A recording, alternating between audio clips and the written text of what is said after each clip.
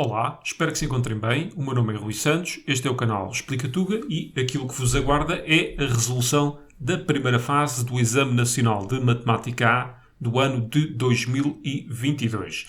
Deem uma força ao canal fazendo a sua subscrição, ativem também as notificações e ponham um like neste vídeo. Vamos dar então início à resolução do exame. Primeira questão, envolvendo sucessões. Qual das expressões seguintes é termo geral de uma sucessão convergente? Vamos analisar cada uma delas individualmente. Vamos começar pela A. Nós temos ali menos 1 elevado a n, vezes n. Menos 1 elevado a n assume o valor de 1 quando n é par e de menos 1 quando n é impar. Vamos por aqui só alguns termos desta sucessão. Começa por menos 1, 2, menos 3, 4, ou seja, se considerarmos o módulo desta sucessão, os termos tendem para mais infinito. Ou seja, graficamente ela está a fazer qualquer coisa deste género. Os termos a afastarem-se cada vez mais do eixo, logo ela é claramente divergente. Vamos agora à opção B, e será esta a opção correta. Temos ali à mesma o menos 1 elevado a n, e se reescrevermos aquilo de outra forma, podemos ficar com menos 1 elevado a n vezes 1 sobre n. E temos a multiplicação de uma sucessão que é limitada, o menos 1 elevado a n é limitado, anda ali encravado entre menos 1 e 1, e 1 sobre n é infinitésimo. O que é um infinitésimo? É uma sucessão que tende para zero. 1 sobre um valor muito elevado é zero. E sempre que isto acontece, a sucessão que daí advém é também ela um infinitésimo. Vamos à mesma pôr aqui só alguns termos desta sucessão. Começa também pelo menos 1, depois o meio, menos 1 terço, 1 quarto, por aí fora. Ela faz exatamente o contrário do que a outra faz. Ela, neste caso, vai aproximando-se gradualmente ali do eixo, ou seja, esta sucessão tende para zero e logo é convergente. A C e a D vão ser analisadas simultaneamente, isto porque aquele menos 1 elevado a n para valores muito elevados torna-se absolutamente irrelevante. Ou seja, ela tem um comportamento semelhante à sucessão de termo geral n e esta segue o comportamento da sucessão de termo geral menos n.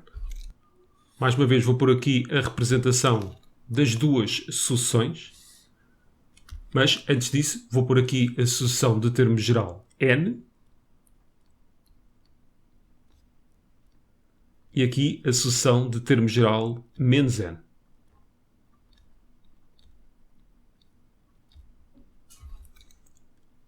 Vou representar a vermelho a sucessão da opção C. O que é que faz aquele menos 1 elevado a n? Faz com que os termos da sucessão estejam alternadamente, ora um valor abaixo, ora um valor acima, relativamente à sucessão de termo geral n. E aqui vemos que ela é claramente divergente e tende para mais infinito. E a outra faz exatamente a mesma coisa.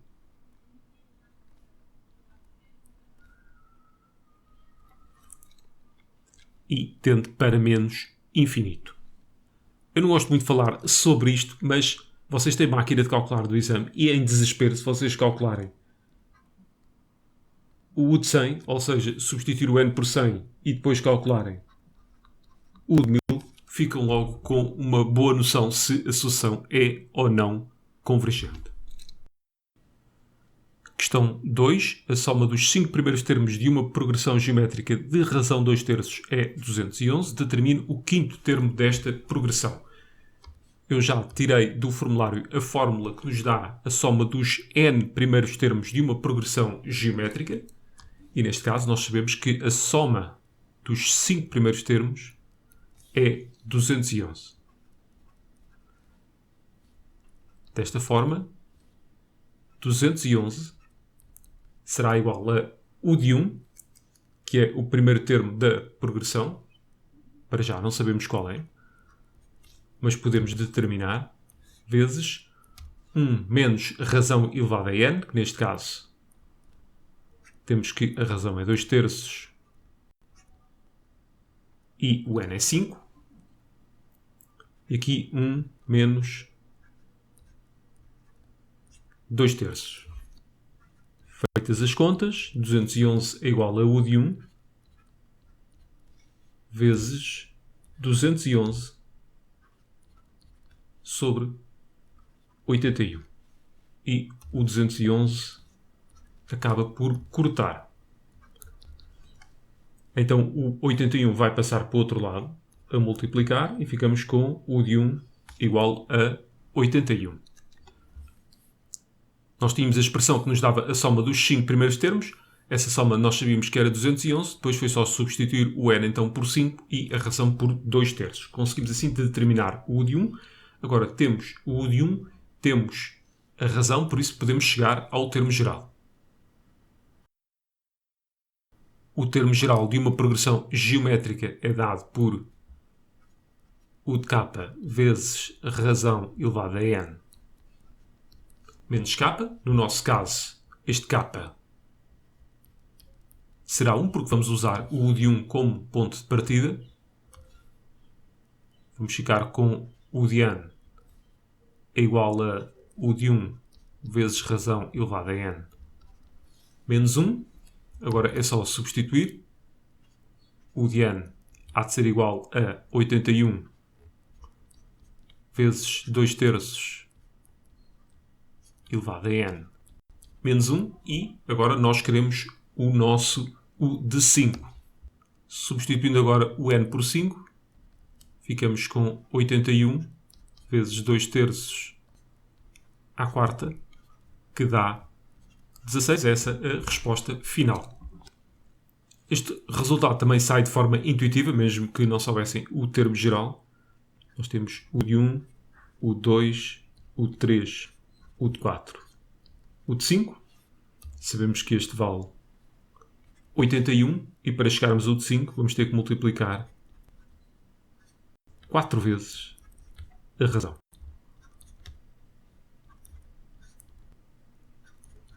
Então quer dizer que o u de 5 não é mais do que u de 1 vezes a razão à quarta. Terceira questão. Seja ômega conjunto finito o espaço amostral associado a uma dada experiência aleatória. Sejam A e B dois acontecimentos contidos nesse espaço. Sabe-se que a probabilidade do acontecimento contrário de B é 0,6. A probabilidade de A união com B é 0,6 também. E não existe A interseção com B. Ou seja, A interseção com B é o conjunto vazio. Determine o valor de P de A barra. Ou seja, acontecimento contrário de A. Aquilo que este terceiro tópico nos diz é o seguinte.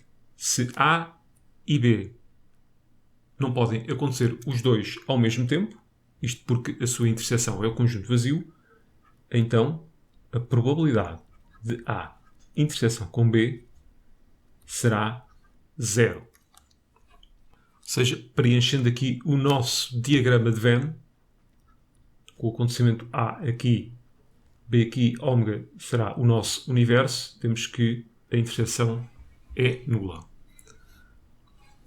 Sabemos que P de A união com B é 0,6. A fórmula que nos dá a probabilidade da reunião de acontecimentos é a seguinte. P de A união com B é P de A mais P de B menos P de A interseção com B. Esta fórmula não cai propriamente do céu. Se nós juntarmos o acontecimento A com o acontecimento B, aquela interseção foi contada duas vezes. É por isso que temos que subtrair aqui uma. Mas, no nosso caso em particular, aquela interseção não existe. Logo, esta probabilidade é 0. Substituindo valores,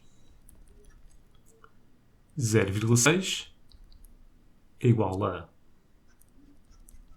P de A mais P de B. Agora, nós sabemos que a probabilidade de B barra é 0,6. Bem, o que é que se tira daqui? A probabilidade de B barra não é mais do que 1 menos a probabilidade de B, de onde a probabilidade do acontecimento B há de ser 1 menos 0,6,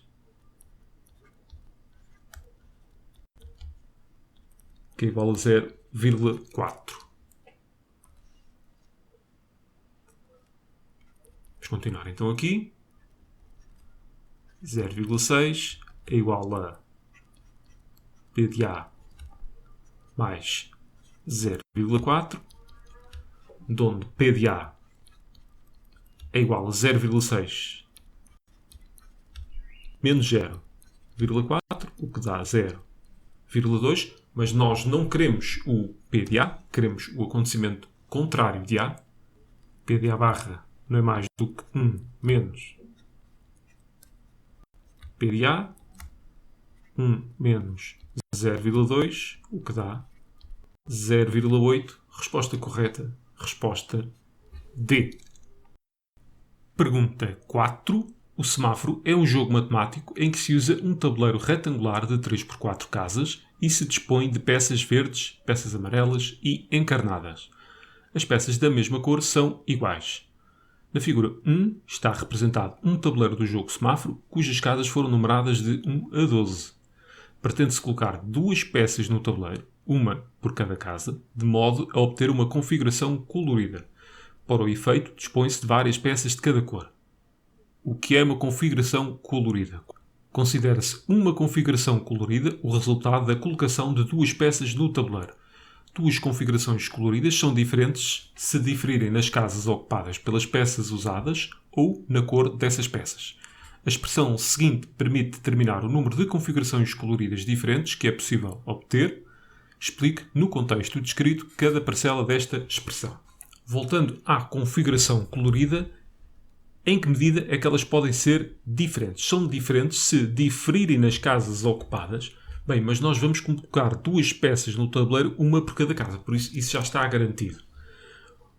Outra hipótese é elas terem cores diferentes. Sendo assim, isto é uma configuração colorida.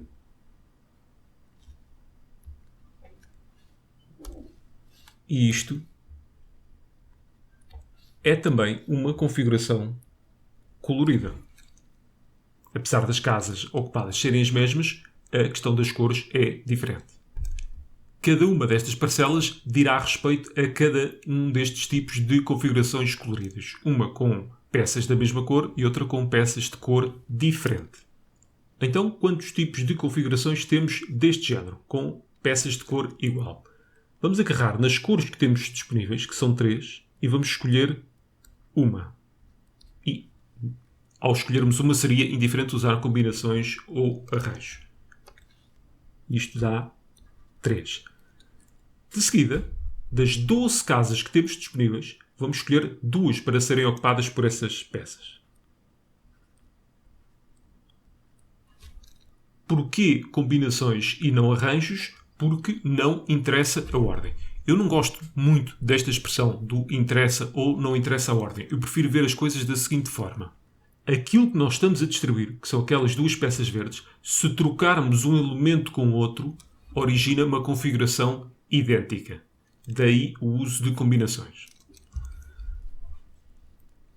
Agora, pegando na de baixo, das 3 cores, vamos escolher 2, e agora tem que ser mesmo com combinações, porque a partir do momento em que ainda não distribuímos as peças, é indiferente pensar em vermelho-verde ou verde-vermelho.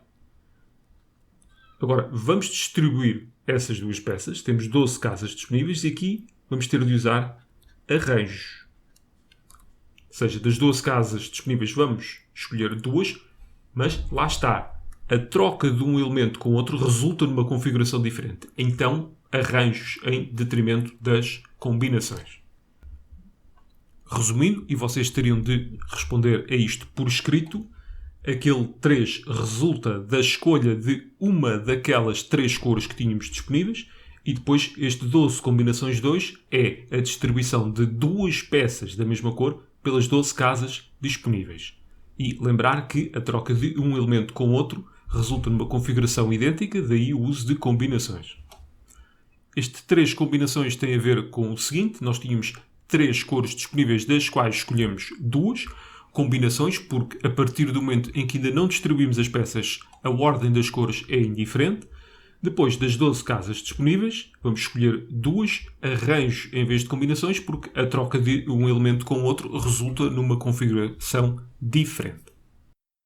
Questão 5. Dos alunos que participaram num torneio de jogos matemáticos, que inclui os jogos semáforo e rastros, sabe-se que metade dos alunos jogou semáforo, um quarto dos alunos não jogou rastros e um quinto dos alunos que não jogaram rastros jogou semáforo.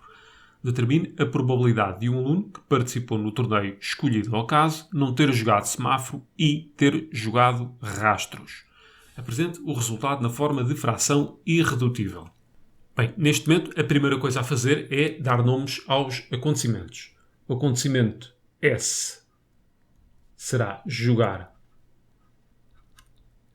semáforos.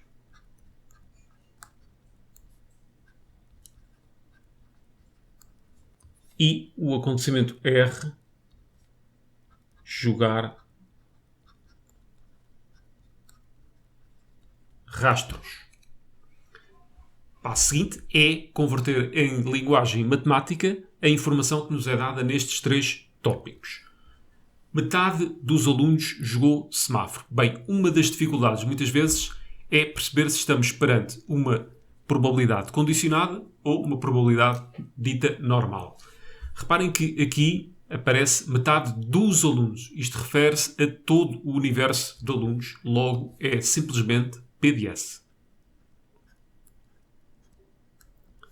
Que neste caso é igual a 1/2, ou se quiserem 0,5, isto porque eles dizem que metade dos alunos jogou semáforo. No segundo tópico, um quarto dos alunos não jogou rastros. Mais uma vez, este um quarto refere-se aos alunos todos e é simplesmente a probabilidade, neste caso, de não jogar, ou seja, acontecimento contrário a jogar rastros. E é um quarto, ou se quiserem, 0,25. E aqui diz um quinto dos alunos que não jogaram rastros jogou semáforo. Agora, tomem atenção. É um quinto, não de todos os alunos, mas dos alunos que não jogaram rastros. Ou seja, isto diz apenas respeito aos alunos que não jogaram rastros. Então, como é que isto vai ser escrito? O vosso universo de escolha fica aqui do nosso lado direito e é os alunos que não jogaram rastros. E sabe-se que um quinto destes alunos jogou semáforo. A melhor maneira de organizarmos e trabalharmos a nossa informação é através de uma tabela destas, uma tabela de interseção. Vamos por aqui S, S barra, R, R barra, a última linha e a última coluna ficam para os totais. Falando de probabilidades, a probabilidade total é 1. Vamos preenchendo aquilo que pudermos. Probabilidade de S, aqui em baixo, é 1/2. A soma tem que dar 1. Logo aqui teremos também 1/2, o acontecimento contrário. Probabilidade de R barra, 1/4. O que faz com que a probabilidade de R seja 3/4 para a sua soma dar 1. Bem, a informação que temos não é suficiente para preencher o resto da tabela. Por isso vamos ter que pegar aqui nesta probabilidade condicionada e transformá-la numa interseção, porque esta tabela diz respeito a interseções. Probabilidade de S interseção com R barra sobre R barra. Estou apenas a aplicar a fórmula da probabilidade condicionada. É igual a 1/5. Então a probabilidade de S interseção com R barra é igual a 1/5 vezes a de R barra, que é 1/4. Ou seja, 1/20. Isto já nos vai permitir preencher o resto da tabela. S interseção com R barra está aqui. Agora vamos fazer 1/2 menos 1/20 para ficarmos aqui com esta entrada. Dá 9/20.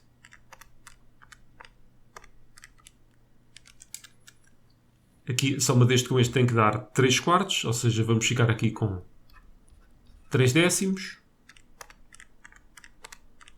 1 meio menos 3 décimos de A, 1 quinto. Agora podemos somar ali aquele 1 vinteavos, só para confirmar este 1 quarto aqui. Está tudo certo, vamos dar então uma resposta final. Determina a probabilidade de um aluno que participou no torneio, ou seja, são todos os alunos, escolhido ao caso, não ter jogado semáforo e ter jogado rastros. S barra interseção com R é este 3 sobre 10. E está feito. Eu quero que olhem aqui para o diagrama de Venn por dois motivos distintos. Primeiro, a fórmula da probabilidade condicionada não cai do céu. Vou só pôr aqui acontecimento A e B. Então, qual será a probabilidade de A sabendo que aconteceu B? Se aconteceu B, o nosso universo passou a ser apenas isto que está aqui vermelho. Perante aquele novo cenário, qual é a probabilidade do A acontecer? É só ali naquela interseção. É por isso que a fórmula fica probabilidade de A interseção com B sobre o nosso novo universo, que é a probabilidade de B. E outra coisa que eu quero que vocês vejam aqui é porque é que esta tabela funciona. Vamos pensar aqui neste acontecimento. Aquela meia-lua que eu pus ali. Aquilo não é mais do que a probabilidade de A interseção com B barra.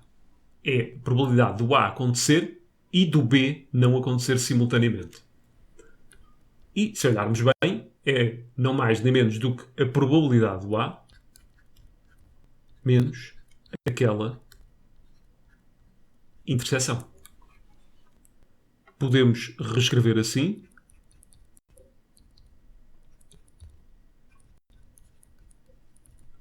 Mais probabilidade do A interseção com B barra. E isto é tudo aquilo que vocês precisam para fazer analiticamente aquilo que está presente aqui na nossa tabela. Por exemplo, se substituírem o A por R e o B por S, aqui vamos ficar com S barra, temos a primeira linha. Probabilidade R é de R interseção com S mais a de R interseção com S barra. Vamos olhar, por exemplo, para a segunda coluna. Então, é fazer o A igual a S barra, que é aqui o total.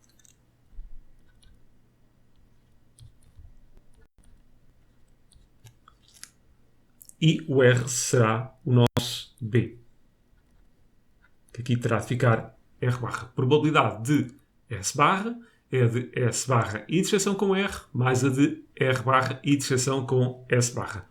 E, no limite, mesmo numa situação em que vocês não possam usar a tabela, ela serve nem que seja para vocês saberem essas fórmulas. Não esquecendo, porém, que elas também saem do diagrama de Venn de forma bastante intuitiva.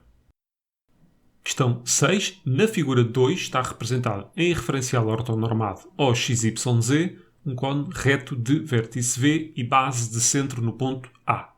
Sabe-se que o ponto V pertence ao eixo do Z e o ponto A pertence ao eixo do Y. A base do cone tem raio 3 e está contida no plano definido por 4y menos 3z igual a 16.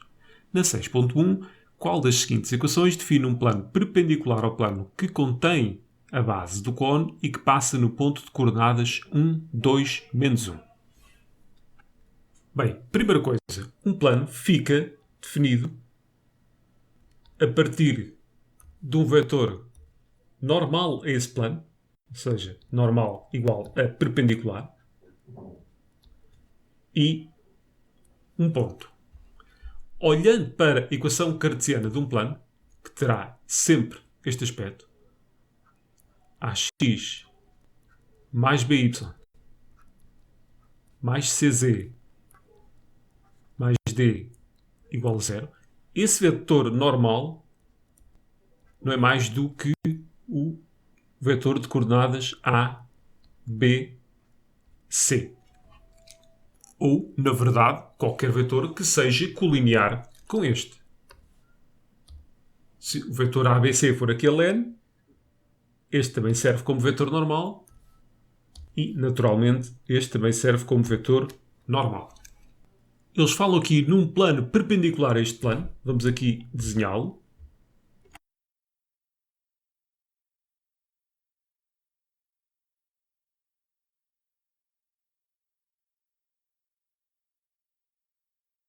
Este plano fica também ele definido a partir de um vetor que lhe seja normal e de um ponto pertencente a esse plano. Agora reparem, a planos perpendiculares correspondem vetores normais perpendiculares. Então, se o vetor U for perpendicular a um vetor V, o seu produto escalar é nulo. Isto vai ser importante para eliminarmos aqui algumas das hipóteses. Vamos começar então por aí. Por aqui, para já, o vetor normal a este plano que aqui está.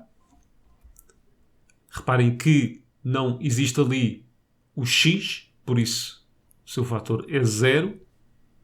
Vai ficar 0, 4, menos 3. Agora vamos fazer o produto escalar deste vetor com o vetor normal a cada um dos planos que está ali nas diferentes opções. 0, 4, menos 3, vezes, ali também não temos o x, 4, menos 3. Isto nem valia a pena fazer a conta, é o mesmo vetor, logo não são de certeza perpendiculares.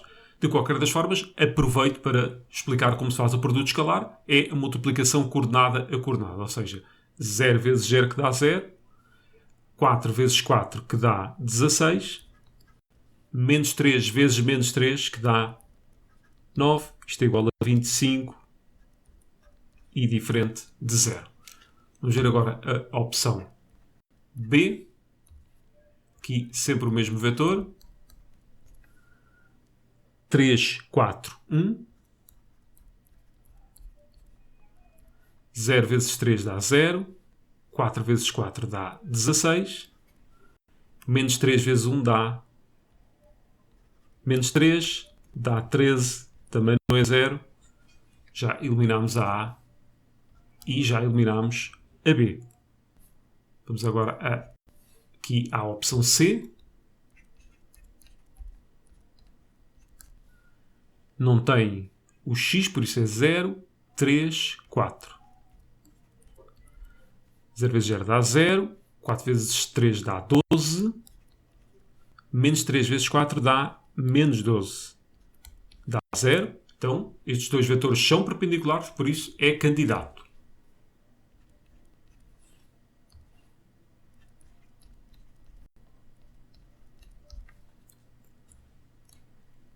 Aqui será o 1, 3, 4.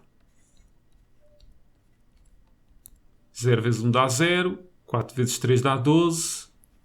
Menos 3 vezes 4 dá menos 12. Também dá 0. Então, vamos ter de arranjar aqui um desempate entre a opção C e a opção D. Eu quando tenho a equação de um plano, de uma reta, de uma circunferência, seja lá do que for, o que é que aquilo quer dizer? Quer dizer que todos os pontos daquela região têm coordenadas que obedecem a esta condição. Ou seja, 3 vezes a ordenada mais 4 vezes a cota tem de ser igual a 8. Todos os pontos deste plano obedecem a essa condição. E é por aí que vamos pegar neste problema. Eu vou agarrar aqui na opção C, vou aqui reescrever a equação do plano. Este ponto terá necessariamente de pertencer a esse plano. Então vamos substituir aqui o y por 2, o z por menos 1 e ver se isso dá ou não dá 8. Fica 3 vezes 2 mais 4 vezes menos 1, fica 6 menos 4 que dá 2. Então a C foi embora. A opção correta será a D, mas vamos verificar já agora. X mais 3y mais 4z igual a 3. Substituir aqui o x por 1, o y por 2 e o z por menos 1. Fica 1 mais 3 vezes 2 mais 4 vezes menos 1. 1 mais 6 dá 7, menos 4 dá 3. Está verificado que a opção correta então é de facto a opção D. Questão 6.2, mesmo cenário de há pouco. Resolva este item sem recorrer à calculadora. Nós queremos o volume do cone. Indo ao formulário, o volume do cone será 1/3 da área da base vezes a altura do cone. Aqui a altura do cone será a distância de A a V. Eu não sei nem o ponto A nem o ponto V, por isso vamos estar quietinhos para já. A área da base. Bem, eles dizem que a base do cone tem raio 3. Então, a área da base há de ser π vezes raio ao quadrado. Vamos preenchendo aquilo que podemos. 1/3 vezes π vezes 3 ao quadrado vezes a tal distância entre o ponto A e o ponto V. Agora, o que vem a seguir é uma situação muito típica em exercícios de geometria. Nós sabemos que o ponto A pertence ao eixo do Y. Então vamos dar coordenadas parciais ao ponto A. O que quer dizer com isto? Vamos dar as coordenadas que sabemos. Então nós sabemos que o x é 0, o y não sabemos e o z também é 0. De seguida, ou porque o ponto A pertence a uma reta, ou, no nosso caso, como pertence a um plano, quer dizer que existe esta relação entre as suas coordenadas. Então, eu vou pôr aqui a equação do plano. 4y menos 3z é igual a 16. Logo, se eu substituir aqui o y por ele próprio, o z por 0, eu vou conseguir sacar a coordenada em falta. 4y menos 0 é igual a 16, onde o y é igual a 4, quer dizer que já temos as coordenadas do ponto A. 0, 4, 0. Agora vamos precisar das coordenadas do ponto V e para isso vamos fazer o exercício de duas formas diferentes. Primeira forma, vamos começar por pôr aqui o plano que contém a base. Podemos também pôr aqui a própria base. O ponto A estará ali algures. E vamos desenhar agora o vetor AV.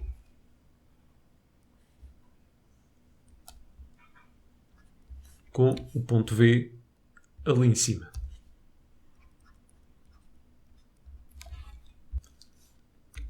Mas nós também conhecemos o vetor normal a este plano, que há de ser o vetor 0, 4, menos 3. Vou-lhe chamar vetor N. Daqui, facilmente se conclui que o vetor AV e o vetor N terão de ser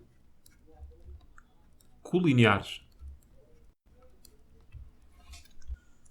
O que é que podemos tirar daqui? O ponto A, nós tínhamos chegado à conclusão há pouco que era o 0, 4, 0. O ponto V, nós sabemos que pertence ao eixo do Z, por isso há de ser 0, 0, Z. Então, o vetor AV, que é V menos A, vai ficar 0 menos 0 que dá 0, 0 menos 4 dá menos 4 e Z menos 0 que dá Z. Vou pô-los aqui lado a lado, por aqui o vetor AV que é 0 menos 4, z, e vamos por aqui o vetor n.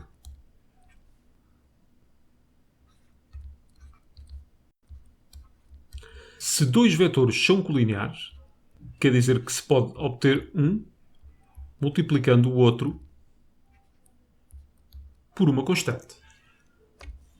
Olhando para a primeira coordenada não se tira grande conclusão, mas olhando para a segunda coordenada, facilmente se conclui que essa constante terá de ser o menos 1. Sendo assim, o nosso vetor AV terá de ser necessariamente 0 menos 4 e, multiplicando menos 3 por menos 1, ficamos com 3. Então, a altura do nosso cone, que é igual à distância de AV, que é igual à norma do vetor AV, há de ser igual a raiz de menos 4 ao quadrado, mais 3 ao quadrado, que dá raiz de 25, 16 mais 9, que é igual a 5. E reparem que nós até chegamos à conclusão que AV e N são vetores simétricos um do outro, o que não está de acordo sequer com o desenho que eu fiz. Eu pus os dois a apontarem no mesmo sentido. No entanto, para efeitos de raciocínio, este desenho está aqui, serve perfeitamente para o propósito. Então, mas que outra forma teríamos nós para descobrir a altura do cone? Vamos desenhar mais uma vez o plano que contém a base. Vamos também pôr aqui a base. O ponto A estará ali algures. E vamos pôr agora a seguinte reta. É a reta AV, que contém o ponto V e, naturalmente, o ponto A. Mais uma vez, nós conhecemos o vetor normal deste plano, que é o vetor 0,4 menos 3. E este vetor n pode servir para vetor diretor desta reta, que, para me facilitar a vida, eu vou chamar de reta R. Vou pôr aqui mais uma vez a informação que nós tínhamos há pouco. O A nós já sabíamos que era o 0, 4, 0. O vetor V, ao pertencer ao eixo das cotas, há de ser 0, 0, Z. Então, eu para a equação de uma reta preciso de um ponto e de um vetor diretor. Tenho o vetor diretor e tenho o ponto A. Então, a reta R pode ser escrita da seguinte forma. Estou a pôr a sua equação vetorial igual a ponto, que é o 0,40, mais k vezes o vetor, que é o 0,4 menos 3. Tudo isto com k pertencente a R.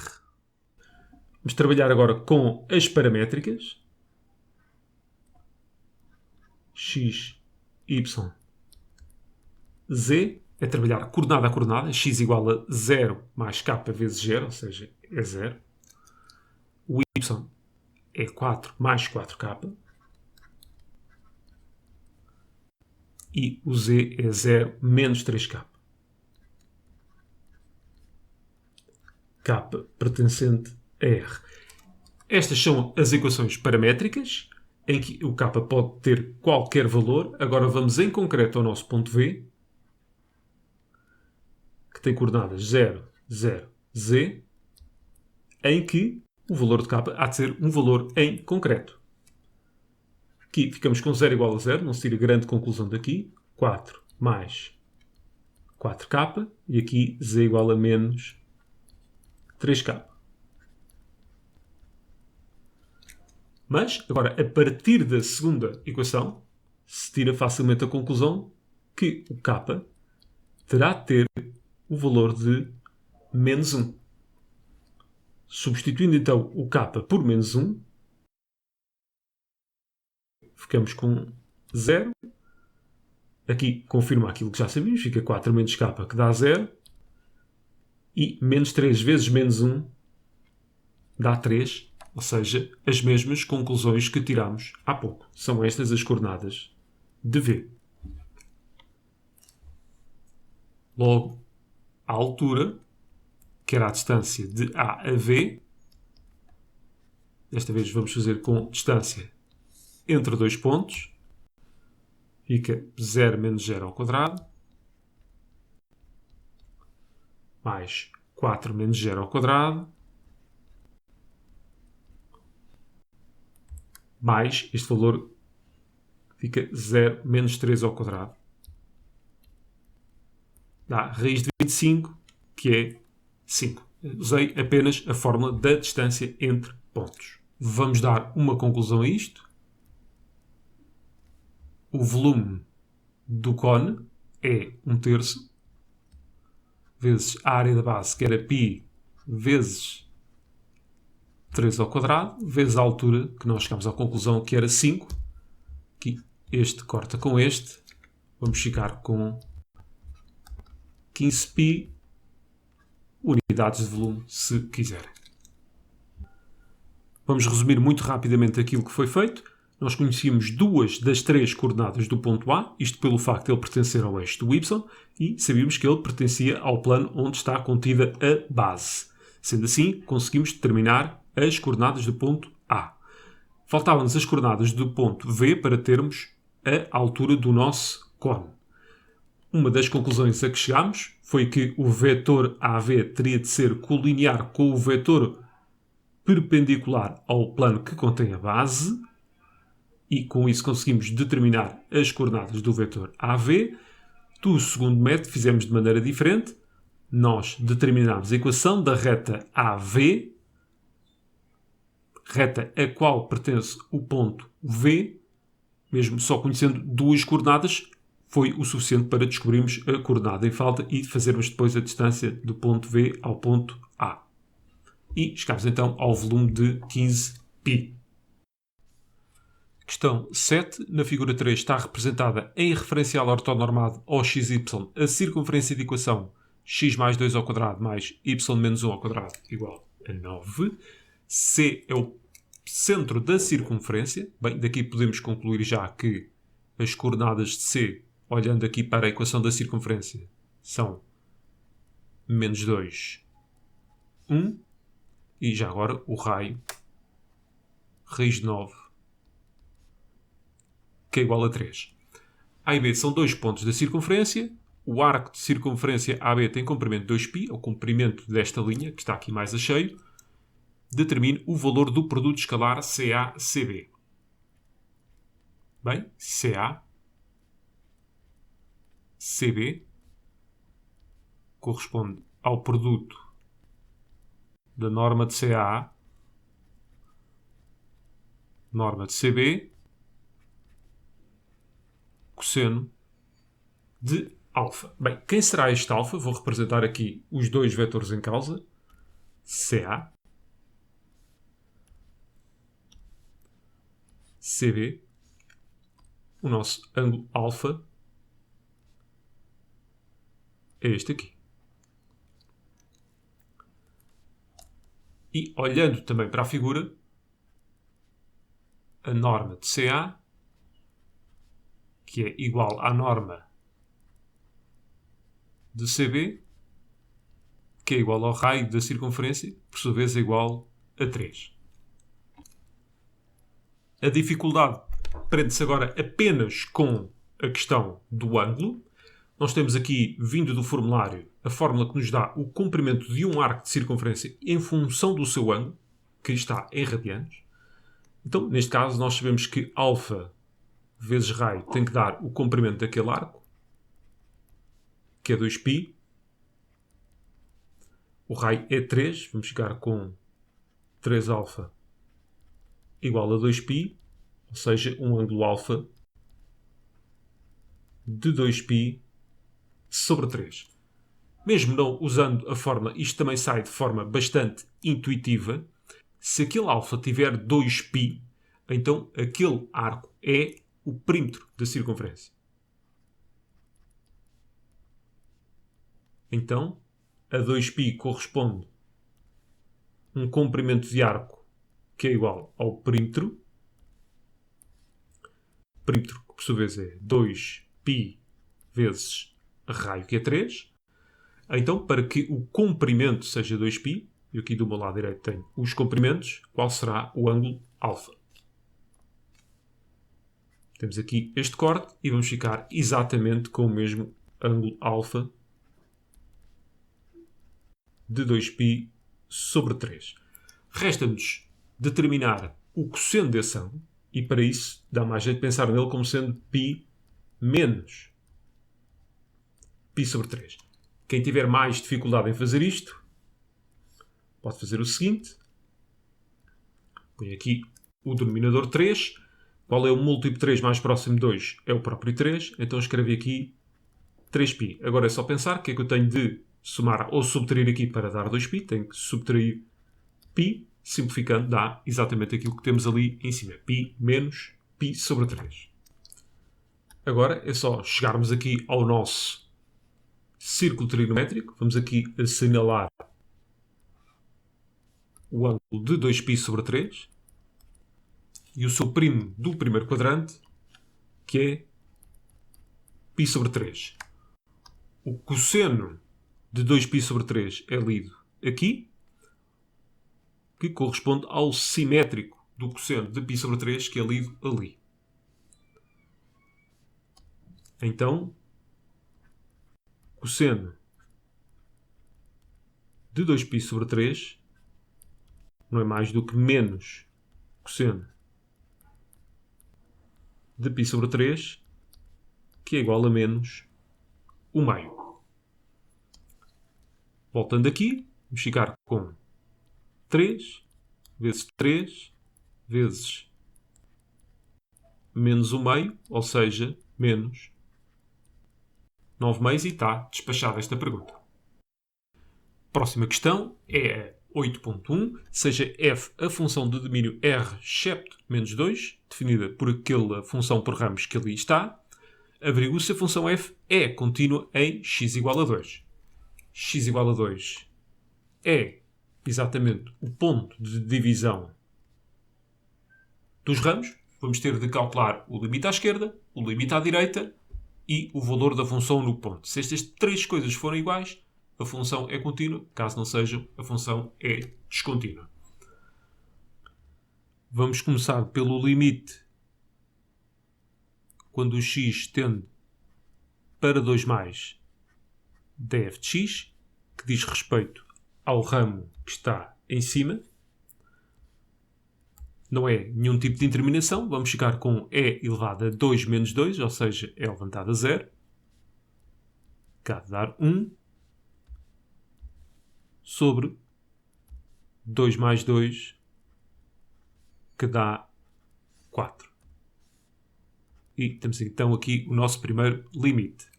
Agora é fazer uma coisa parecida, mas para quando o x tende para 2 menos, vamos ter que agarrar agora no outro ramo, sendo de x menos 2 sobre x ao quadrado menos 4, que dá claramente uma indeterminação do tipo 0 sobre 0. Este é o único limite notável que temos envolvendo funções trigonométricas. É com x a tender para 0. Aqui temos o x a tender para 2. Logo, a seguinte mudança de variável terá de ser feita. Y igual a x menos o valor que aqui estiver, que é 2. Dá sempre jeito também ter isto resolvido em ordem. É x, que vai ficar y, mais 2. Quando o x tende para 2, o y tende para 0, que é aquilo que se quer.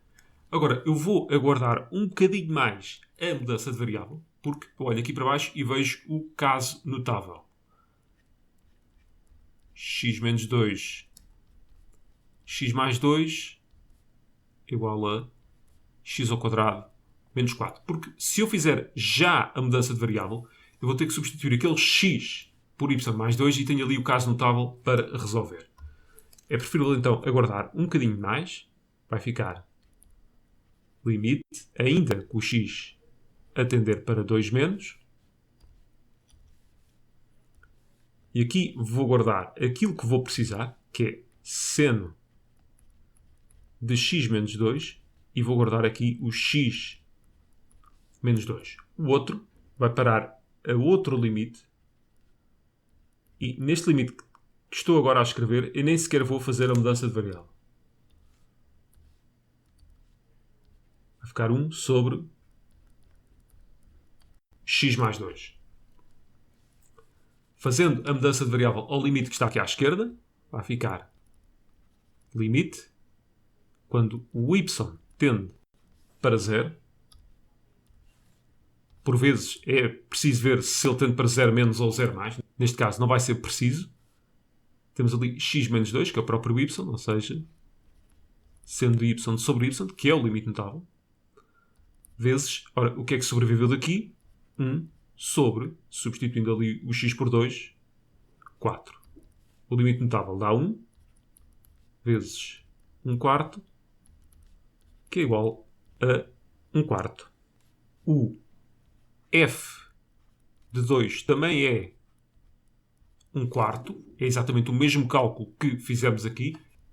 Então, agora é só justificar que estes três limites são iguais.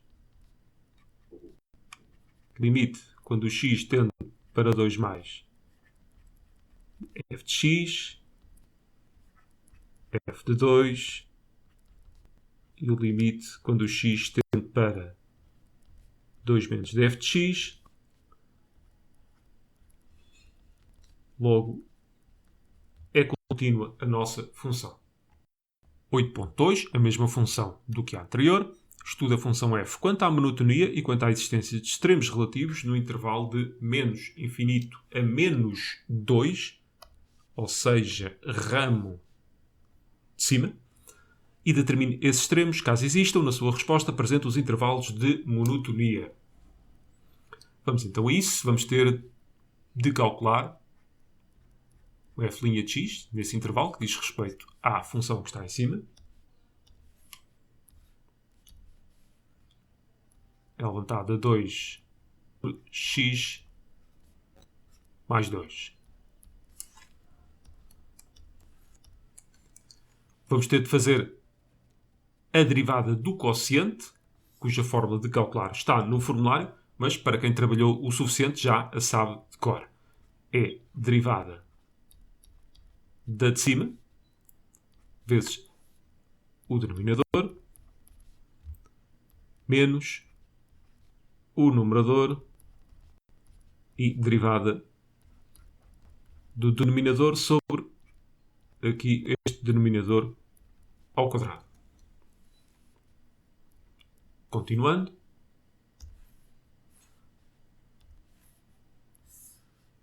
No denominador não vou mexer em nada. Aqui, derivada da exponencial é a derivada do que lá está em cima, e a derivada de 2 menos x é menos 1, vezes aquilo, tudo outra vez. Neste caso está vezes x mais 2, menos é levantado a 2 menos x, e a derivada de x mais 2 é 1. Vamos ver o que dá. X mais 2 ao quadrado. E agora, uma coisa interessante acontece neste tipo de situação, em que temos a exponencial, porque da derivada da exponencial acaba por aparecer a exponencial novamente, e ela pode ser posta em evidência. É levantada 2 menos x. Não se esqueçam daquele sinal de menos, ou seja, aquele sinal de menos está a multiplicar por x mais 2, logo fica menos x menos 2, e daqui está a sobreviver apenas aquele sinal de menos, vai ficar menos 1.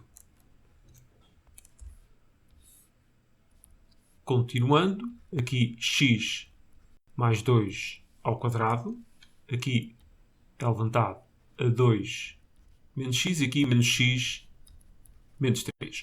O objetivo agora é estudar o sinal da derivada, mas reparem que este denominador é maior que zero e a exponencial também é sempre positiva. Logo, quem manda no sinal é menos x menos 3. Nada vos impede de ver o sinal desta função na máquina. Mas menos x menos 3 é uma reta de declive negativo que se anula aqui no menos 3. Onde troca de sinal de positiva para negativa. Bem, o cálculo dos zeros, esse sim é suposto ser feito à mão. Zeros do numerador, desde que não sejam zeros também do denominador. Ou seja, dá simplesmente x igual a menos 3. A mesma conclusão já tínhamos tirado dali. Esta é a nossa função derivada. E quando igualamos f' de x a 0, ficamos com o valor de x igual a menos 3. Então, vamos pôr aqui o menos 3. Isto era para o intervalo de menos infinito até 2 aberto. Por isso, não precisamos de considerar aqui este bocado. Bem, de que é feita a função derivada? É feita de um elevantado a 2 menos x, que é sempre positivo. É feita de um menos x menos 3, que se anula aqui e passa de positivo a negativo.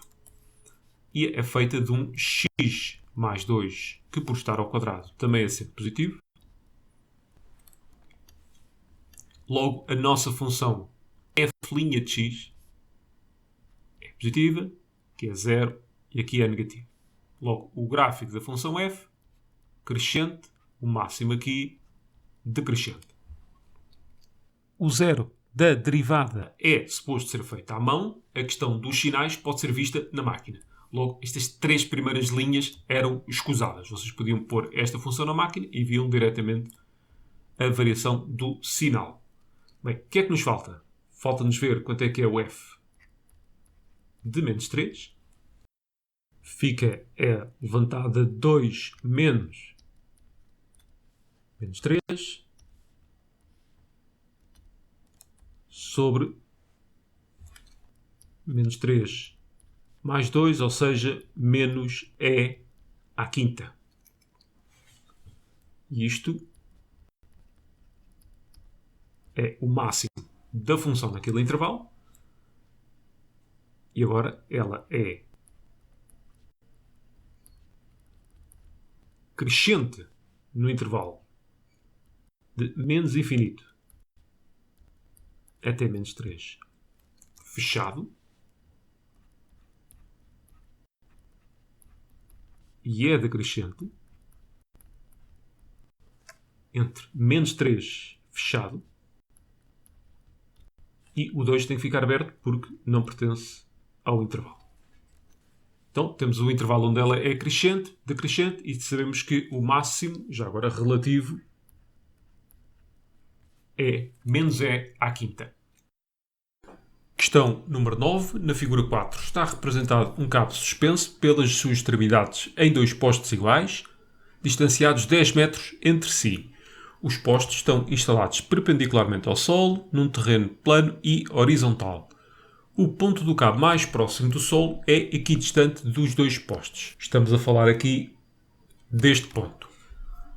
Seja h a função de domínio de 0 a 10, definida por esta expressão, admita que h de x é a altura relativamente ao solo em metros de um ponto do cabo situado a x metros do poste da esquerda, exatamente como está aqui na figura. 9.1. Qual a distância arredondada às décimas de metro da base do poste da esquerda ao ponto do cabo que está mais próximo do solo? Vamos considerar então aqui 2 pontos. Ponto A, e seja aquele ponto o ponto B. O ponto A é o ponto 0, 0. o ponto B há de ser o ponto 5 qualquer coisa. E essa qualquer coisa não é mais do que h de 5, que vamos ter de calcular aqui à parte. H de 5 é igual a 6,3 vezes, e agora é aquele matacão todo.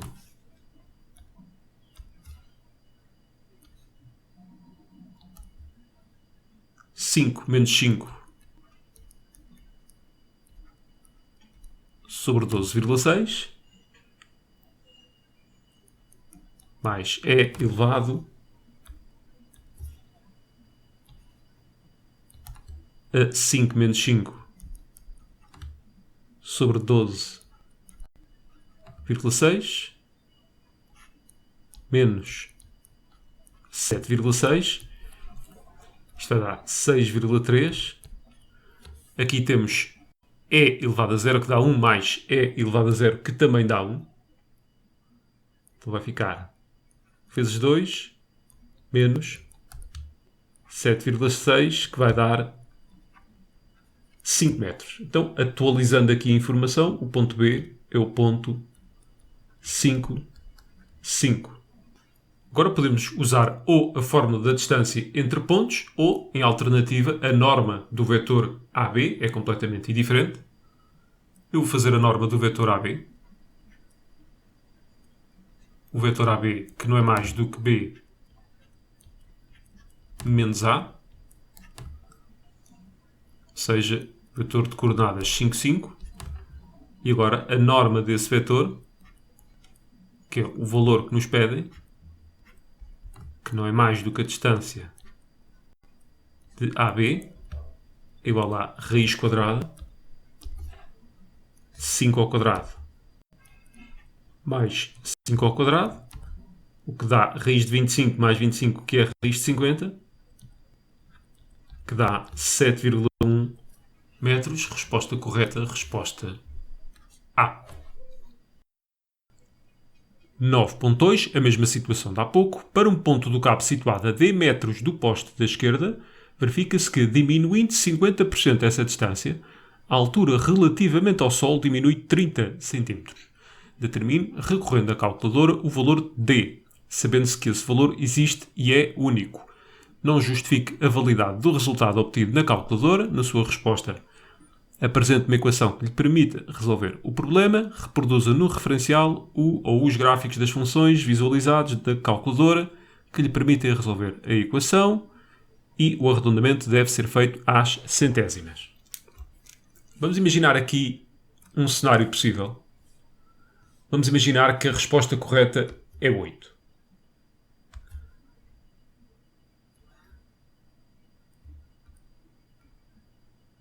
Então, existe aqui um ponto do cabo que está a 8 metros de distância do poste da esquerda.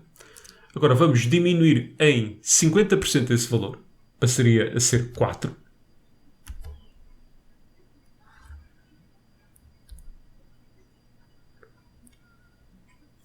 E reparem que a distância deste ponto ao Sol é maior do que aquela que está a roxo. E agora, nesta situação, o que teria de acontecer é que esta distância seria 30 centímetros inferior àquela que ali temos. Ou seja, o comprimento da seta verde menos o comprimento da seta que está a roxo é 30 centímetros. Bem, mas qual é a altura ali a verde? É um H de D. Agora fazendo menos, agora vou pôr a que está a roxo, H de D sobre 2, isto tem que dar 30 centímetros. Mas tomem atenção porque esta distância está em metros, ou seja, H é a altura em metros, logo temos de pôr aqui 0,30 metros. Rearranjando isto para depois pôr na máquina, H de D menos 0,30 terá de ser igual a H de D sobre 2. Esta aqui vou chamar de F1 e esta de F2 e depois é só ver a interseção destas duas funções. Deus me ajude agora a pôr isto na máquina. Então, uma das funções em questão basta substituir o x por x sobre 2. Então fica 6,3, abre parênteses, é elevado a x sobre 2, aliás, vou ter que pôr aqui traço de fração,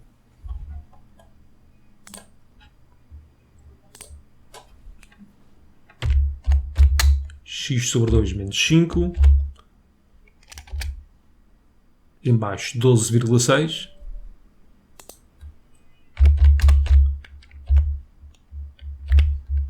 mais, e agora uma coisa parecida,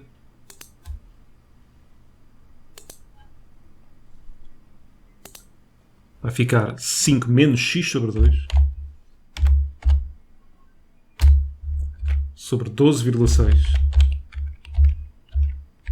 Tudo isto menos 7,6. Dar uma olhadela a ver se não me espalhei nada. Está feito. Já me preocupo com o resto. Agora, a outra é só fazer o h de d menos 0,3. Por isso vai ficar 6,3. Vamos abrir parênteses. A mesma história de há pouco. Aqui vai ficar simplesmente x menos 5, 12,6. Aqui traço de fração outra vez. Perco o tempo que for necessário nesta parte, que isto tem tudo para correr mal. 5 menos x sobre 12,6. Agora, em vez de pôr menos 7,6, como vou ter que subtrair 0,3, vou pôr menos 7,9.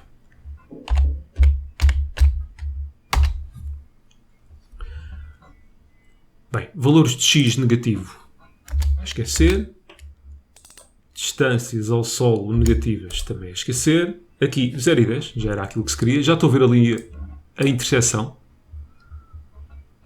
Só passar para aqui estas funções que são absolutamente gigantes.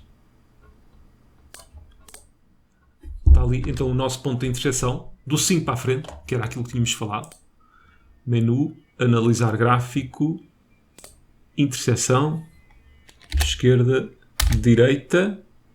É para arredondar às centésimas. Pusei aqui a mãozinha e carreguei no sinal de menos. Vou fazer o mesmo aqui, embora este valor não seja necessário. E cá temos então a abscissa que queríamos, 7,93. Vou só copiar e está feito.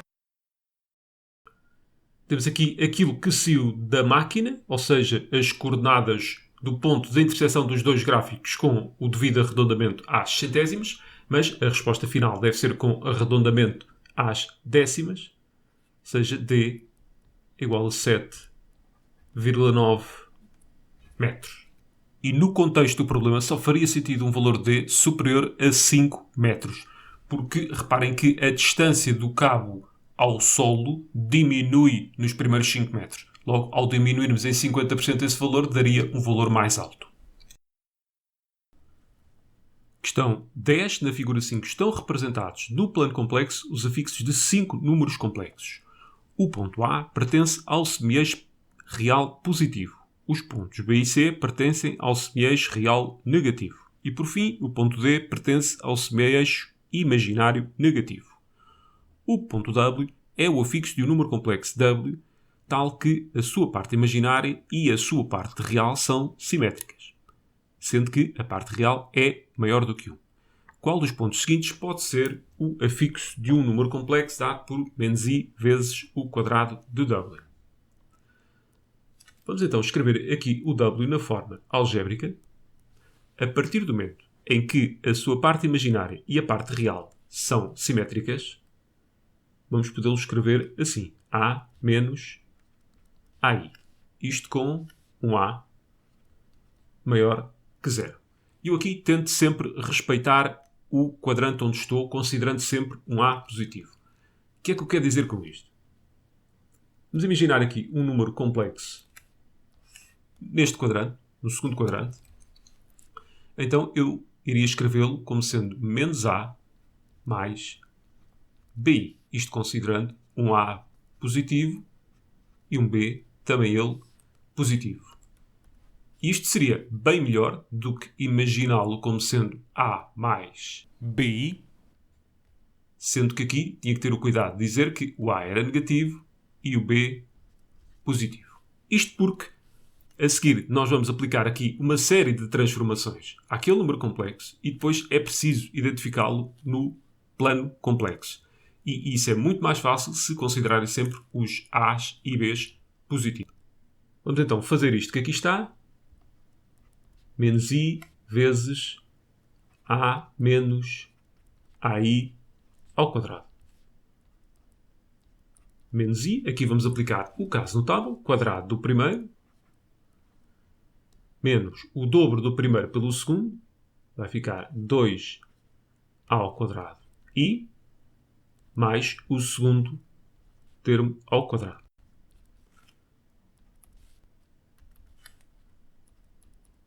Vamos ficar com A ao quadrado, menos 2A ao quadrado I ao quadrado é menos 1, vamos ficar aqui com menos A ao quadrado. E aqui ele corta. Prosseguindo, vamos ter de multiplicar menos I por aquilo, menos com menos dá mais, e agora vamos ficar com 2 ao quadrado e ao quadrado. Mas, mais uma vez, e ao quadrado é menos 1, menos 2A ao quadrado. E isto é o número real negativo, o que nos deixava como hipóteses ou B ou C. Agora vamos pensar numa coisa. A parte real de W é maior do que 1.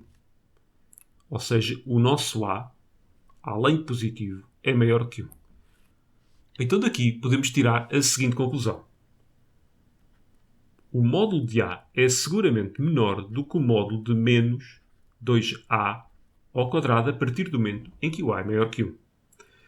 Ou seja, o módulo do número complexo W é menor do que o módulo do número complexo menos IW ao quadrado. Olhando para aqui, o número complexo cujo afixo é B tem um módulo igualzinho ao de A. Por isso, a única hipótese que pode ser correta é a hipótese C. Se eu há pouco usei o W e o I na forma algébrica, por que não voltar a fazer o exercício, mas usando-os na forma trigonométrica? Vamos começar pelo menos I. Menos I está aqui no semi-eixo negativo dos imaginários. Ora, o ângulo é de menos π sobre 2 e a sua distância à origem é de 1. Logo, ele é simplesmente E elevado a menos e π sobre 2. Já o W vai dar um pouco mais de trabalho. O W, tal como há pouco, é A menos AI. Vamos agora ver a sua norma, que é a raiz quadrada da parte imaginária ao quadrado mais parte real também ao quadrado, ou seja, A ao quadrado mais menos A ao quadrado, e está raiz de 2A ao quadrado. A é superior a 1. Lembrem-se que raiz de A ao quadrado não é necessariamente A, mas neste caso é. Vai ficar raiz de 2A. Vamos ver agora o seu argumento. Para já não sabemos qual é. Nós sabemos que tangente de θ é igual a parte imaginária sobre parte real. Menos A sobre A, que é igual a menos 1. Sendo assim, θ é igual a menos π sobre 4. É o valor para o qual a tangente dá menos 1. Vamos então fazer esta multiplicação. Vamos multiplicar e elevado a menos π sobre 2 vezes raiz de 2a elevantada a menos π sobre 4, tudo isto ao quadrado. Aqui continua a dar elevantado a menos π sobre 2. Vou tirar os parênteses. Raiz de 2 ao quadrado é 2. O a passa a ao quadrado. Aqui a regra das potências manda-nos fazer ali a multiplicação. Fica menos π sobre 2. Continuando, 2a ao quadrado. Aqui a regra das potências manda-nos somar aqueles expoentes. Menos π sobre 2, menos π sobre 2 dá menos π.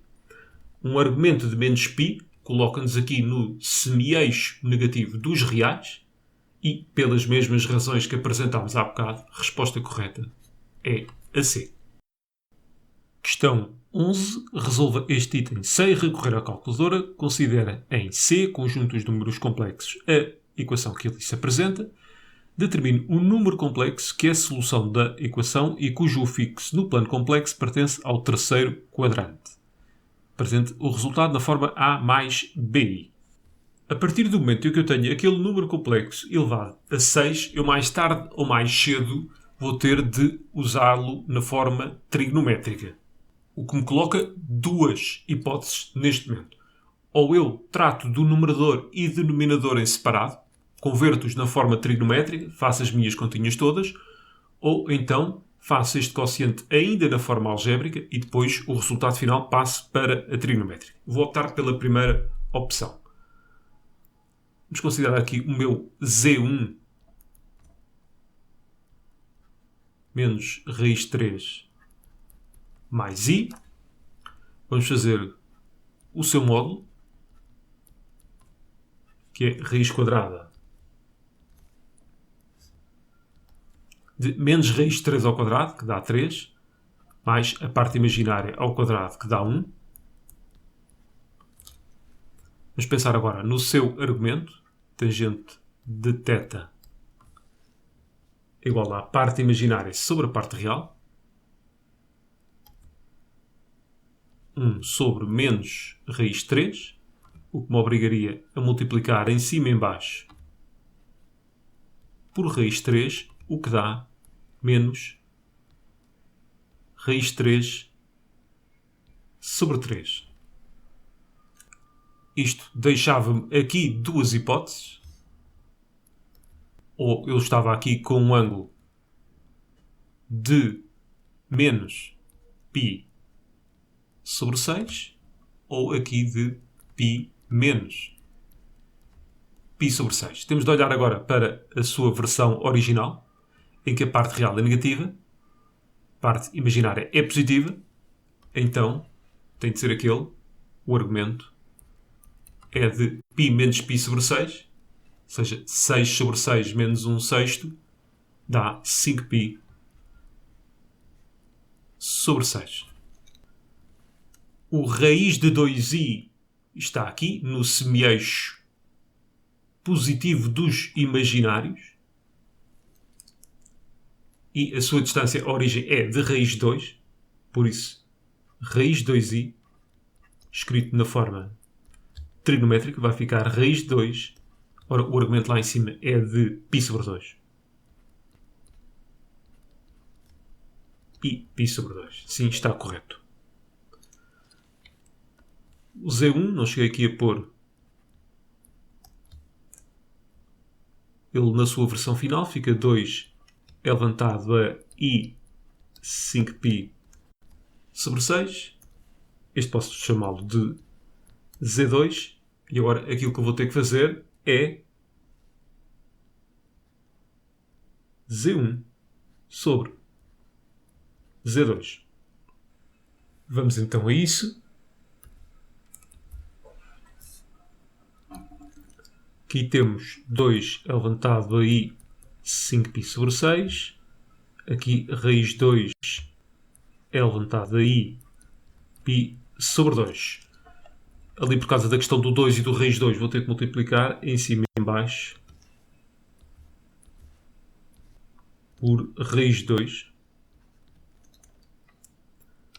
E vamos ficar com raiz de 2, porque vai ocorrer ali o seguinte corte. Agora, o que a regra das potências nos manda fazer é a subtração. 5π sobre 6 menos π sobre 2, o que dá raiz 2 elevado a i π sobre 3.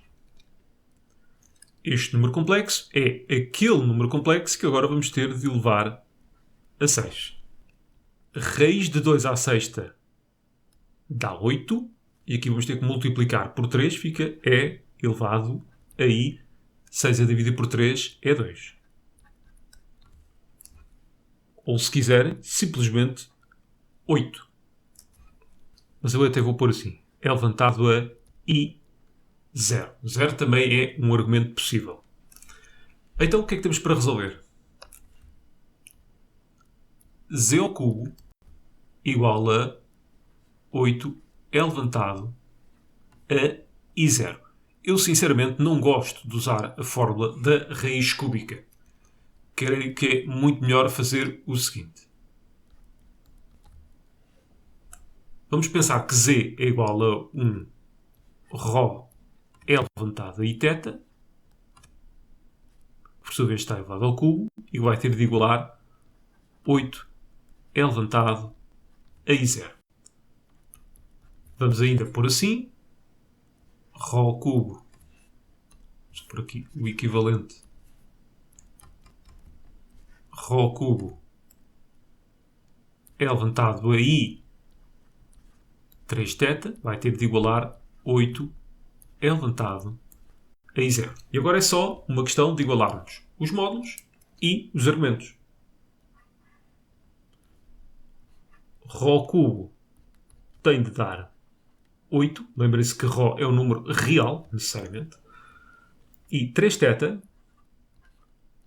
vai ter de igualar o argumento deste, que é 0, mas com um período de 2 kπ, ou seja, voltas inteiras. Com k pertencente ao conjunto formado por 0, 1 e 2. Eu já volto depois a esta questão. ρ é igual à raiz cúbica de 8, real, atenção, dá 2. E aqui fica θ é igual a 2 kπ sobre 3.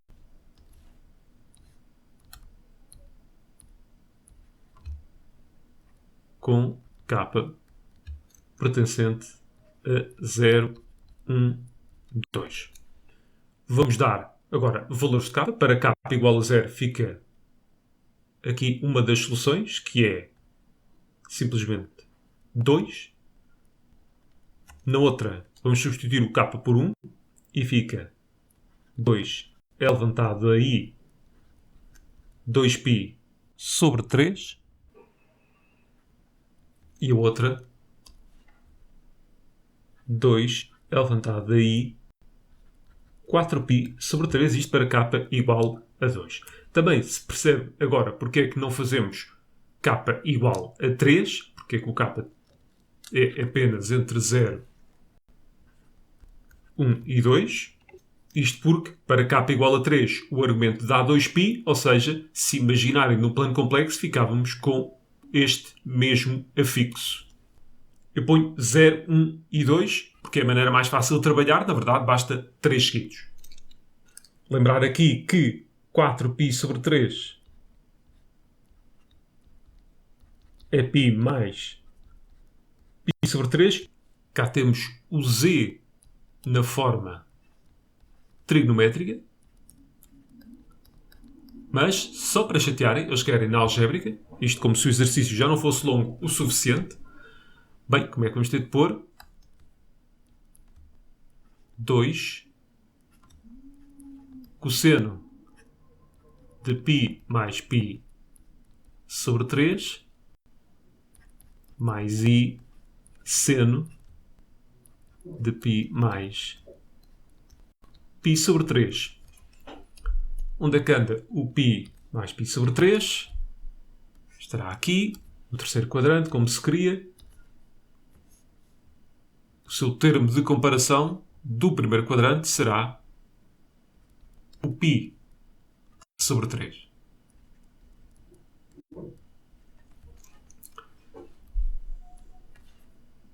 Vai ser igual a 2. Bem, vamos à questão dos cossenos. Um dos cossenos eu estou a ler aqui, o outro eu estou a ler aqui, são simétricos. Fica menos cosseno de π sobre 3. E já agora os senos, um deles estou a ler aqui, o outro estou a ler aqui, são também eles simétricos. Fica menos i seno de π sobre 3, ou seja, 60 graus.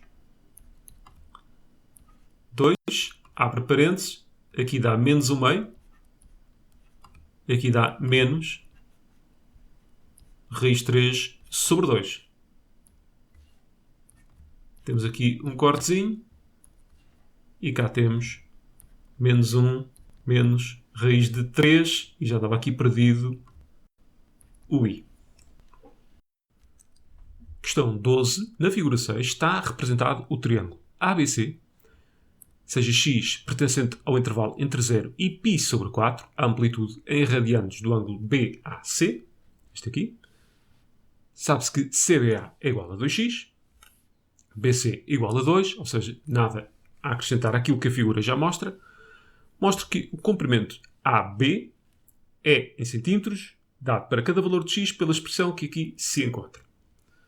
O triângulo ABC não é retângulo. Então, vamos funcionar com estes dois triângulos. Por aqui, o ponto D. Então, a distância que nos pedem não é mais do que a distância de A a D mais a distância de D a B. Vamos começar por DB. Porque, pegando no triângulo que está do nosso lado direito, nós temos o ângulo e temos um dos lados. Logo conseguimos tirar o outro. Ora, relativamente àquele ângulo, DB é um cateto adjacente. Nós temos hipotenusa. A razão trigonométrica que relaciona estas duas é o cosseno. Então, cosseno de 2x é igual a dB sobre 2. Então, dB é igual a 2 vezes cosseno de 2x. Podemos agora aplicar aqui a duplicação do cosseno. Vai ficar 2 vezes cosseno ao quadrado de x menos seno ao quadrado de x. Dando aqui também já uma olhadela ao nosso objetivo, eu não tenho interesse nenhum em que andem para ali senos. Então vamos pegar neste seno e substituí-lo por 1 menos cosseno ao quadrado de x, atendendo à fórmula fundamental da trigonometria. Vamos então ficar com 2 vezes cosseno ao quadrado de x menos, abre parênteses, não foi ao caso que pus ali aqueles parênteses, 1 menos cosseno ao quadrado de x. Logo vai ficar menos 1 mais cosseno ao quadrado de x. Ficamos com 2 vezes 2 cosseno ao quadrado de x menos 1. Finalmente, fazendo agora a distributiva, 4 cosseno ao quadrado de x menos 2. Vamos então agora ao outro lado. Por aqui, novamente, o nosso ponto D. Nós queremos agora AD. Só que acontece que do triângulo do lado esquerdo, nós só temos o ângulo. E o único lado que conseguimos obter é CD, através do triângulo do lado direito. Ora, CD, relativamente àquele ângulo, é o cateto oposto. Então, fazendo seno de 2x, isto não é mais do que CD sobre 2.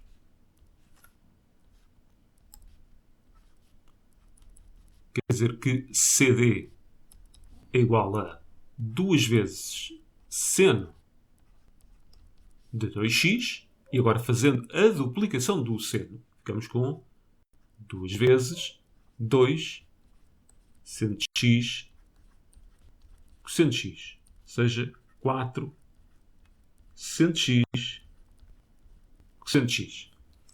Agora, pegando o triângulo do lado esquerdo e atendendo que nós já temos o cateto oposto, nós estamos interessados no cateto adjacente, então vamos ter de usar a tangente.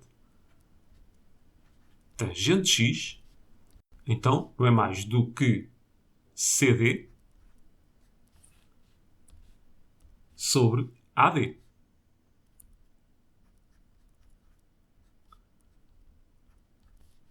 Então, AD, que é aquilo que nós queremos, é igual a CD. Bem, mas vou já pôr aquilo que tenho ali. 4 seno de x cosseno de x sobre a tangente de x, que eu vou pôr como sendo seno de x sobre cosseno de x. Isto fica um pouco estranho, escrito desta forma. Vamos pôr 4 seno de x cosseno de x e lembrar que dividir por uma fração, mesmo que multiplicar pelo seu inverso, cosseno de x sobre seno de x. E temos aqui o corte dos senos. E ficamos com 4 cosseno ao quadrado de x. Então, o comprimento de AB é igual ao comprimento de DB, que nos tinha dado 4 cosseno ao quadrado de x menos 2, mais este que acabámos de descobrir agora. 4 cosseno ao quadrado de x, que vai dar 8 cosseno ao quadrado de x, menos 2, exatamente aquilo que temos aqui. 13. Resolva este item sem recorrer à calculadora, seja g a função do domínio de 1 a mais infinito, definida por aquela expressão. Estude a função g quanto à existência de assímmetas verticais e de assímmetas oblíquas ao seu gráfico. E caso existam, escreva as suas respectivas equações. Vamos começar pelas verticais. Temos de começar por ver o limite quando o x tende para o mais daquela função.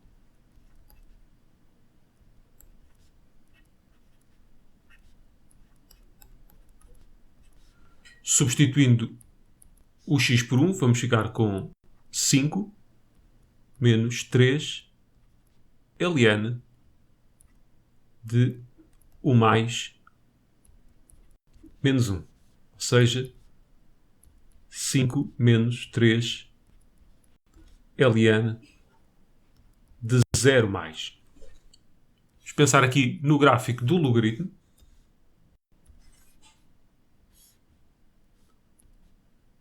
É qualquer coisa deste género. Tem aqui um 0. ln de 1 é 0.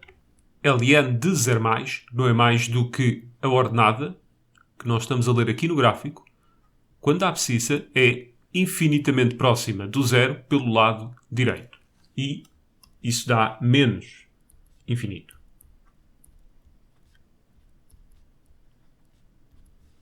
Menos com menos dá mais.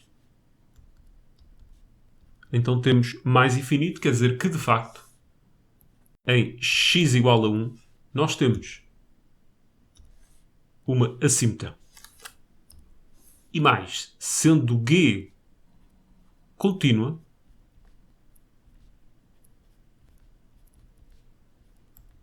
naquele intervalo de 1 a mais infinito,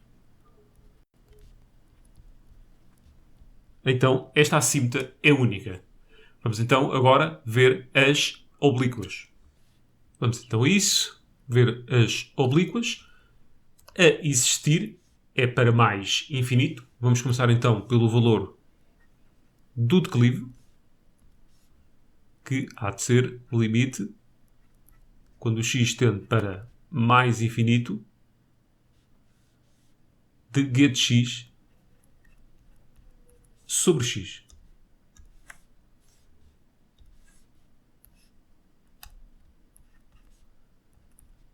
Vamos ficar com o limite quando o x tende para mais infinito. 5x sobre x dá simplesmente 5. E aqui fica menos 3 ln de x menos 1 sobre x.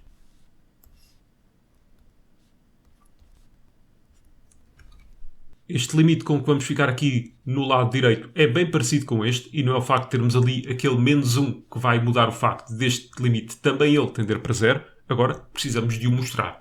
E a maneira mais prática de fazermos é a seguinte. Para já, aqui este 5 vai passar para fora do limite, não está ali a fazer nada. Limite, quando o x tende para mais infinito, de 3, já podia ter passado este 3 para fora do limite, fica para a próxima. Aqui vamos fazer o seguinte, deixar aqui o x quietinho, e aqui vamos pôr o x em evidência. X, ora, para dar x, vamos pôr aqui 1, para dar 1 vamos ter de pôr aqui menos 1 sobre x.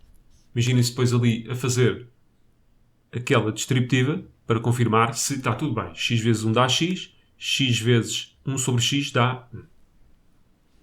E agora, atendendo ao facto de ln de 5 vezes 3 ser ln de 5 mais ln de 3, isto foi só para dar um exemplo desta propriedade dos logaritmos, nós vamos poder separar aquilo em dois limites.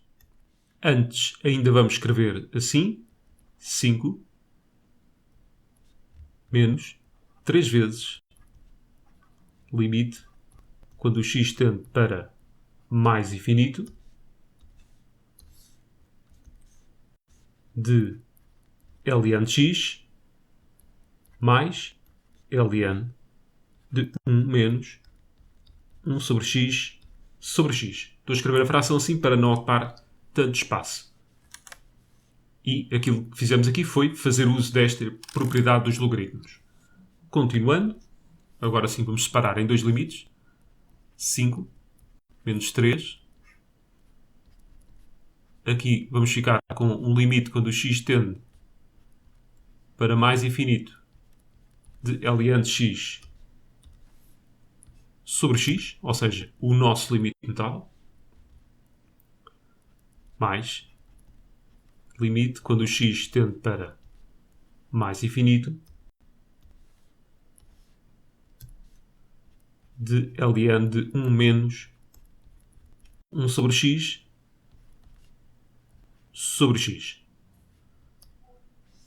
Lembrar aqui que isto dá 0, isto porque 1 sobre mais infinito dá 0. Este limite notável também é 0. Vamos então ver o que é que isto dá. 5 menos 3 vezes 0 mais 0 sobre mais infinito. Mas 0 sobre mais infinito também é 0. Vamos ficar com 5 menos 3 vezes 0, que dá 5. É o valor do nosso declive. Isto a existir assímeta oblíqua. Vamos ao cálculo da ordenada na origem e lembrar aqui uma coisa importante. A existência de declive não implica a existência da ordenada na origem, ou seja, não implica a existência da própria assímeta. Então aqui ficará limite quando o x tende para mais infinito da getX menos mx, é assim que se calcula o b, limite quando o x tende para mais infinito, 5x menos 3 ln de x menos 1 menos 5x. Lembrar aqui que este 5 é o declive que calculámos há pouco. Vamos ter aqui um corte. Continuando, vamos ficar com o limite, quando o x tende para mais infinito, de menos 3 ln de x menos 1. Vai dar menos 3 ln de mais infinito. Isto não é nenhuma interminação. Isto vai dar menos mais infinito, ou seja, menos infinito. Então, o b não deu nenhum valor em concreto, o que quer dizer que não existe acímeta oblíqua.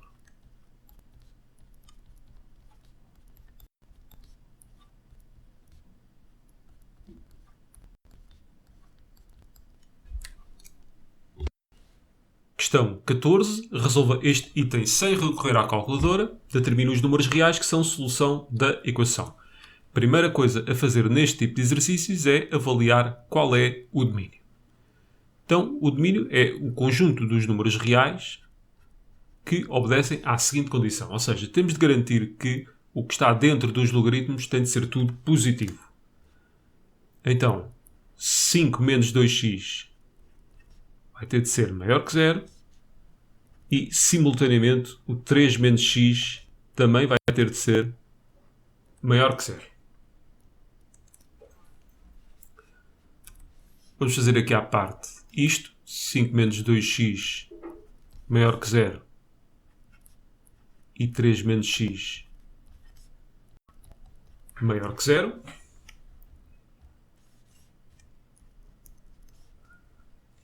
Fica 5 maior do que 2x. Aqui vou passar também o x para o outro lado. Aqui vai ficar 5 meios. E aqui tudo na mesma. Vamos pôr aqui a reta real. Temos o 5 meios, que é um 2,5 e temos o 3.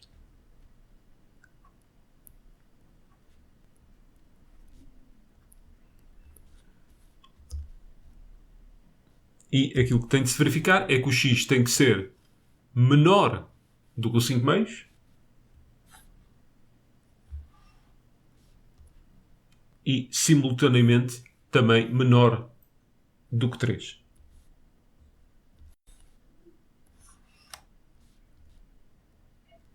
Da interseção destes dois conjuntos vem este conjunto, que é o domínio disto.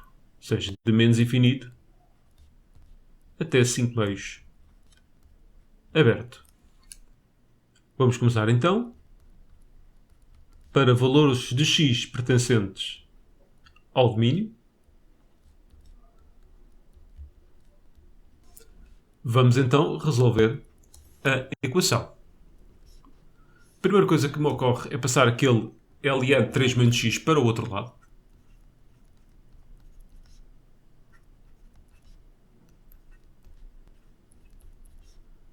Mais L levantado a x ln de 3 menos x, e agora sim menos ln de 3 menos x igual a 0. Agora, aquilo que eu reparo é que o ln de 3 menos x se repete nos dois últimos termos, por isso pode ser posto em evidência.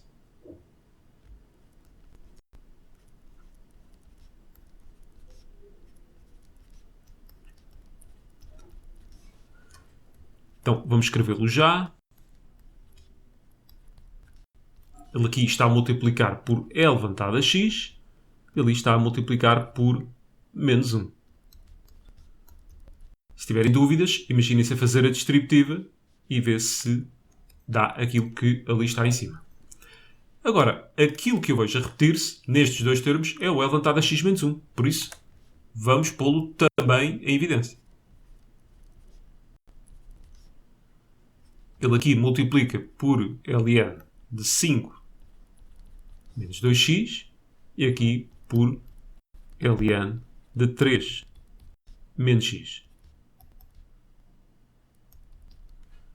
Então, temos aqui a chamada a lei do anulamento do produto. Ou isto é zero, ou aquilo é zero.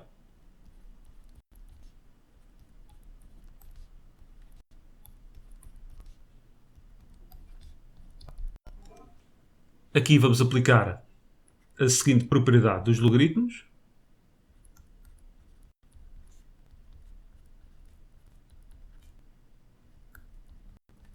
Ou seja, soma dos logaritmos é igual ao logaritmo do produto. E aqui vamos começar a resolver. Vai ficar L levantado a x igual a 1. Ou, e agora sim, ln de 5 menos 2x vezes 3 menos x igual a 0. Aplicando aqui logaritmo dos dois lados, ou se quiserem pensar assim também pode ser, ou seja, o 1 não é mais do que L levantado a 0. E aqui vamos finalmente fazer então aqui esta distributiva. 5 vezes 3 dá 15, menos 5x, menos 2x vezes 3 dá menos 6x, menos 2x vezes menos x dá mais 2x ao quadrado. Continuando, x igual a 0, só estou a igualar ali os expoentes, a partir do momento em que a base é a mesma, ou ln de 2x² menos 11x mais 15, que tem de ser igual a ln de 1. Reparem que ln de 1 é 0. E agora vou poder igualar aquilo que está dentro do logaritmo. Aqui já nada muda. Vamos ficar aqui com 2x² menos 11x. Este 1 vai passar por este lado e vai ficar 14 igual a 0. X igual a 0 ou x igual, e vamos por aqui a fórmula resolvente, aqui menos b, mais ou menos a raiz quadrada de b ao quadrado, menos 4 vezes a vezes c sobre 2a. Finalmente, x igual a 0, ou, no que respeita à fórmula resolvente, é suposto vocês escreverem isto, o resto pode ser feito na máquina.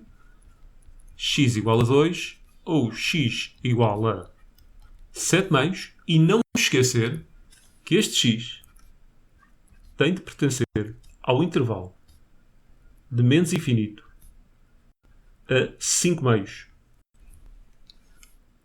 Este pertence, 7 meios é 3,5. Não pertence. Por isso, resposta final, x pertence ao conjunto formado pelo número 0 e pelo 2. Última pergunta, seja k um número real não nulo e seja f a função definida em R+, por aquela expressão que ali está, considere dois pontos do gráfico de f, a e b, sendo a o de menor abscissa. Considere também o ponto desse gráfico em que a reta tangente ao gráfico é paralela à reta AB. Mostre que, para qualquer valor de k, as abscissas dos três pontos são termos consecutivos de uma progressão geométrica.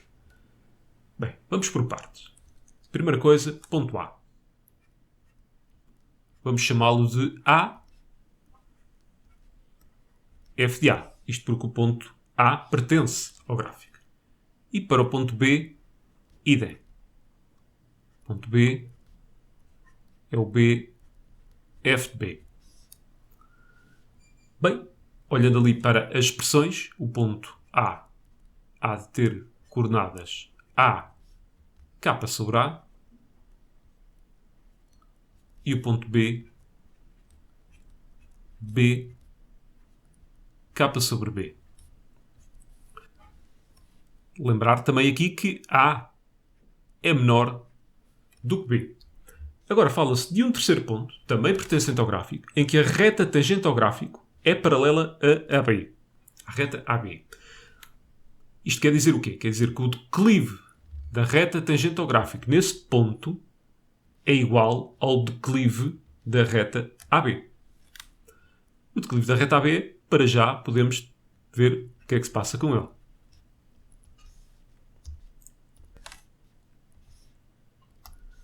Ele não é mais do que F de B menos F de A, B menos A. Vamos substituir aqui F de A e F de B pelas expressões que já ali temos, ou seja, K sobre B menos K sobre A, B menos A. Nós não temos o mesmo denominador lá em cima. Então, começando por aí, vamos pensar num denominador que funcione para ambos. Ou seja, BA. Neste caso, então, eu tenho de multiplicar aquele por A, fica AK, e este por B, menos BK. Lá em cima, podemos pôr o K em evidência.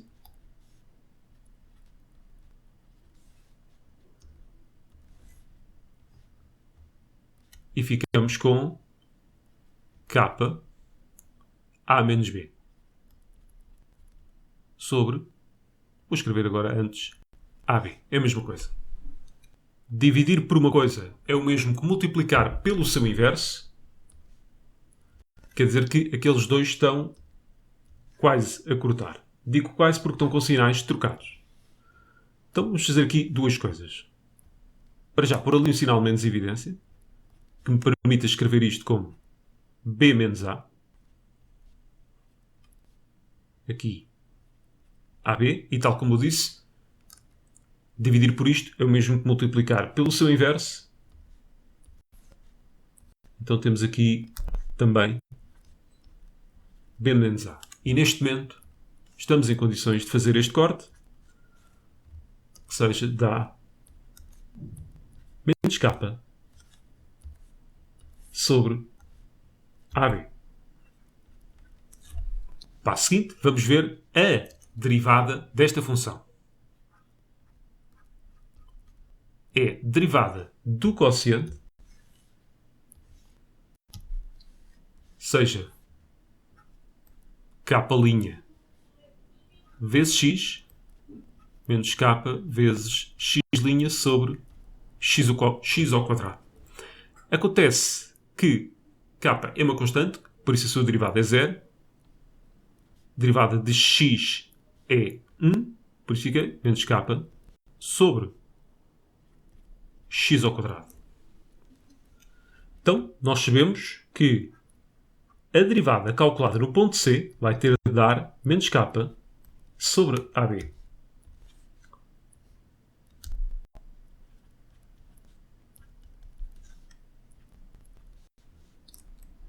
Donde menos K sobre C ao quadrado vai de ser igual a menos K sobre AB. Basta igualar os denominadores. Vamos ficar com C ao quadrado igual a AB, ou seja, C igual a raiz quadrada de AB. Porquê é que eu não pus mais ou menos raiz de AB?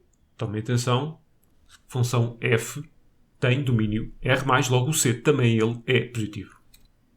Continuando, mostro que para qualquer valor de K, as abscissas dos três pontos, bem, que quem são estas abscissas?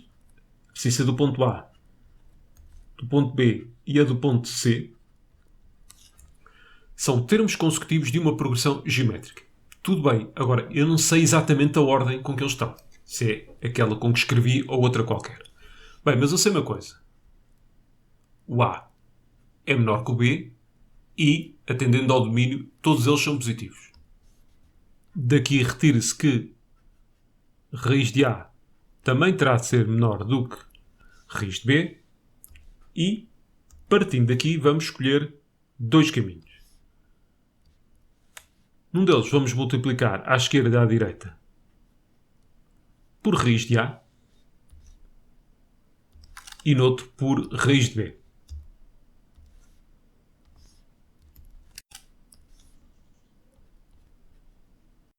Também à esquerda e à direita.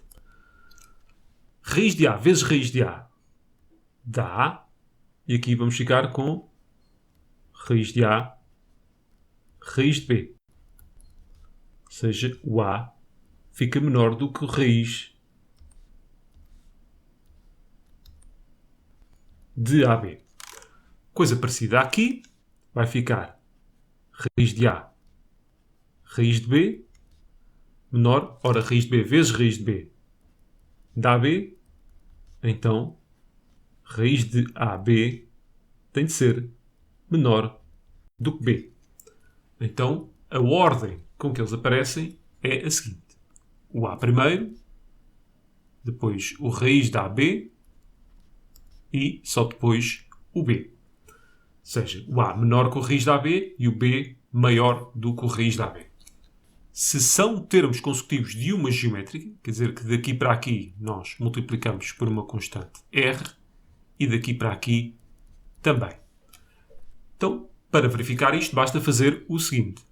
Vamos ver se raiz da AB sobre A se vai dar o mesmo que B sobre raiz da AB.